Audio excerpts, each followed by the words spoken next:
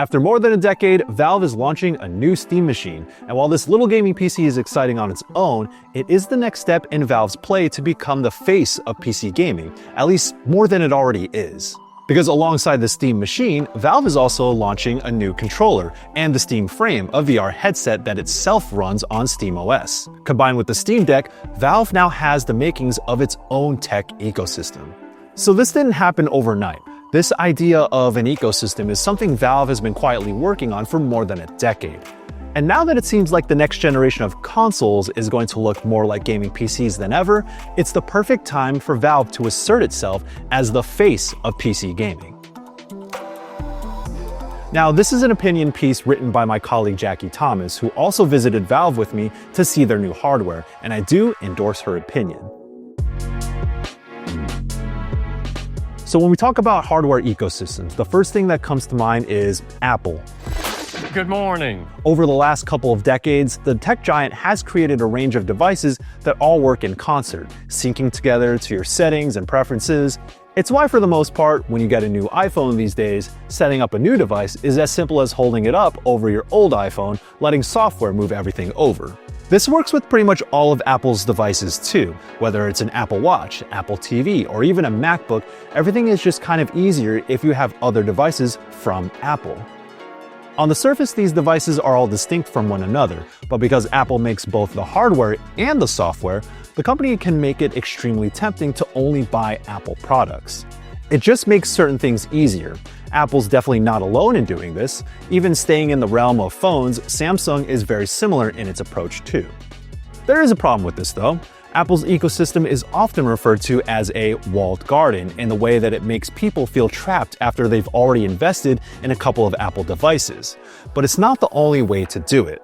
Microsoft has also tried to create a similar ecosystem several times, starting with the Windows Phone. Jackie says she was one of the 12 people who owned one of these things and says it was genuinely useful to be able to carry Windows settings over to a phone.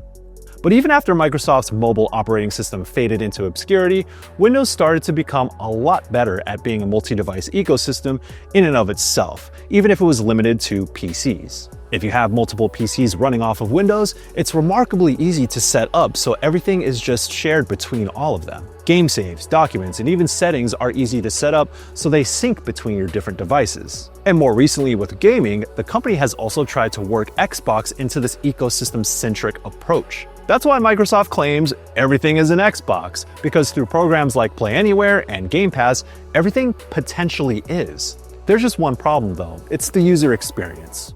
Because Windows has been designed around a keyboard and mouse for decades, retooling it to be cross-compatible with a UI that's primarily used with a controller is going to take a lot of work. Microsoft has made some decent first steps in making Windows usable with a controller. Just look at the Xbox Ally X, but Valve has a leg up with SteamOS. Between the Steam machine, the Steam Frame, and the Steam Deck, Valve is clearly moving to make SteamOS more of a platform of its own. It blew up in popularity with the Steam Deck in 2022, but it's been around much longer than that. Valve's Linux-based SteamOS launched in 2013, followed by the original Steam machines in 2015. But while the skeleton of the operating system was similar, it relied on games that already had built-in Linux support. There certainly were games that would run on SteamOS, but not enough to sell people on abandoning Windows altogether, especially when it was paired with expensive hardware.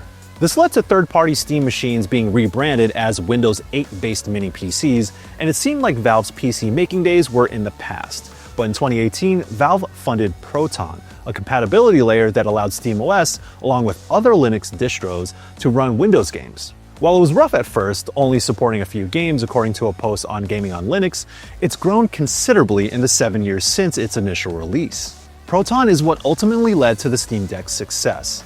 Through this modified version of Wine, Valve's little handheld can run pretty much any game in our libraries, albeit excluding any games that rely on anti-cheat software.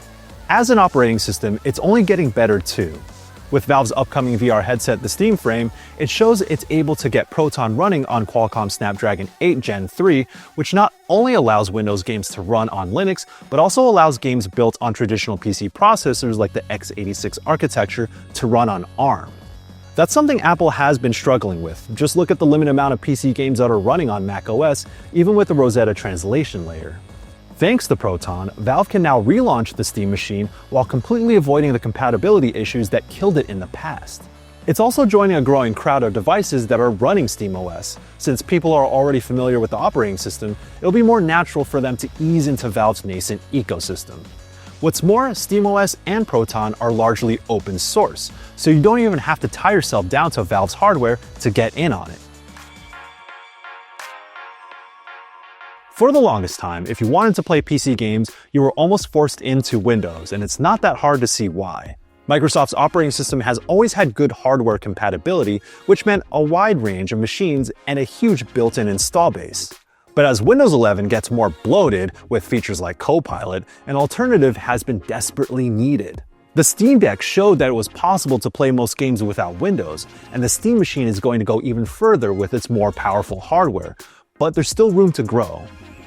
Thankfully, due to the open source nature of Linux, which SteamOS is built on, anyone can install it or modify it to their own needs. The actual launcher is proprietary, of course, but you can add and remove features to SteamOS if you have the technical know-how, or at least know how to follow instructions on a GitHub page.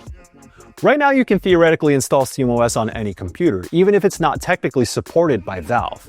You just have to go to the SteamOS recovery page, download the image to a flash drive, and follow the instructions to install it.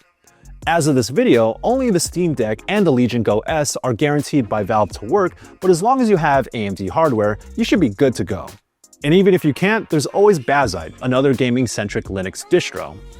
So Valve might be launching a bunch of official devices that are running SteamOS, but you don't really have to use any of them to get in on this platform. It'll be more user-friendly on devices that already have everything installed and configured, but Valve isn't going to do anything to stop you from using any other hardware. Similarly, the Steam machine itself is compatible with any controller, so you don't have to use the new Steam controller, and in turn, the Steam controller will work with any PC, regardless of operating system. Valve is just putting the toys out there and letting people play with them however they want. Both Microsoft and Valve are selling a dream of sorts, one where you can play all your games on any device. And in some ways, PC gaming is already there. You can access any of your games across different launchers and operating systems, and they'll work. Plus, more games now than ever support cloud saves. The problem comes from trying to play those games on anything but a desktop. As we've seen with the plethora of Windows handhelds that have come out over the last couple of years, Windows doesn't play that well when you're trying to use a device with a controller. SteamOS runs most games and is very user-friendly whether you're using it with a keyboard and mouse or a controller. Add on the fact that the operating system is free to download on any device and isn't loaded with features that slow you down or spy on you, and it really does start to seem like SteamOS and other Linux gaming distros are going to be the future of gaming. There are definitely still kinks to the operating system. Linux can be complicated to install, and a lot of multiplayer games just don't run on it. But the more people install and run games on SteamOS, Bazzite, or other Linux operating systems using Proton, the better the software is eventually going to be, and the more incentive that developers and publishers will have to make sure that their games will launch with native support for SteamOS.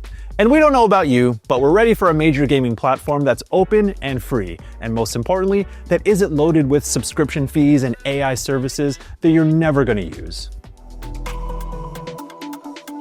And there you have it. If you need the details on all of Valve's newly announced hardware, check out our hands-on previews of the Steam Machine, Steam Controller, and Steam Frame. And to keep up with everything in the world of games and tech, stick with IGN.